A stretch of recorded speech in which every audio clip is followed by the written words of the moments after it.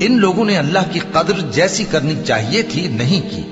کچھ شک نہیں کہ اللہ زبردست ہے، غالب ہے۔ اللہ فرشتوں میں سے پیغام پہنچانے والے منتخب کر لیتا ہے اور انسانوں میں سے بھی۔ بے شک اللہ سننے والا ہے، دیکھنے والا ہے۔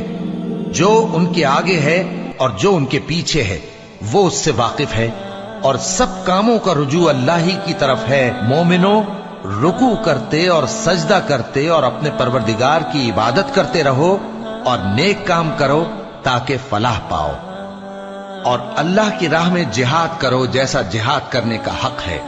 اس نے تم کو منتخب کیا ہے اور تم پر دین کی کسی بات میں تنگی نہیں کی، اور تمہارے لیے تمہارے باپ ابراہیم کا دین پسند کیا۔ اسی اللہ نے پہلے یعنی پہلی کتابوں میں تمہارا نام مسلم رکھا تھا، اور اس کتاب میں بھی وہی نام رکھا ہے۔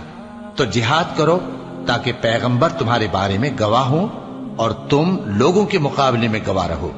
سو مسلمانوں، نماز قائم کرو اور زکات دو اور اللہ کے دین کی رسی کو پکڑے رہو، وہی تمہارا دوست ہے۔ سو وہ کیا خوب دوست ہے اور کیا خوب مددگار ہے۔